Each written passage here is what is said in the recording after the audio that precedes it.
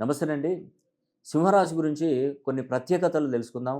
మరి సింహరాశి వారికి మార్చి 30వ తారీఖున అష్టమ శని అనేది కూడా మొదలు కాబోతుంది. ఒకసారి ఈ వీడియో తిలకించండి. సింహరాశి గనక మనం గమనించినట్టయితే ఇక్కడ నుండి 1, 2, 3, 4, 5, 6, 7 ఇప్పుడు సప్తమంలో శని ఉన్నాడు. మార్చి 30 తర్వాత అష్టమంలోకి వెళ్ళిపోతాడు. అంటే ఈ అష్టమ శని స్టార్ట్ అవుతుంది సింహరాశి వారికి. అష్టమ శని స్టార్ట్ అయినప్పుడు ఏం జరుగుతుంది మనకి? ఆర్థికంగా వెనకబడిపోవడం, ఉద్యోగాలు కోల్పోవడం, ప్రమోషన్‌లు రాకపోవడం, విదేశీ ప్రయాణాలలో జాప్యం జరగడం, మానసిక ఒత్తిడి, చికాకులు, భార్యాభర్తల మధ్య విభేదాలు ఇవన్నీ కూడా సింహరాశి వారికి కలగబోతున్నాయి మార్చి 30 తర్వాత. అంటే ఇక్కడ మనకు ఇప్పుడు సప్తమంలో ఉన్నటువంటి ఈ యొక్క శనీశ్వరుడు అష్టమంలోకి వస్తున్నాడు.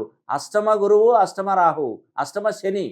అంటే ఇక్కడ మనం గమనించినట్టయితే సింహరాశి వారికి మీకు మెయిన్‌గా ఏందంటే ఈ 28వ తారీఖు లోపే ముఖ్యంగా మీరు శని హోమం జరిపించుకోవాలి.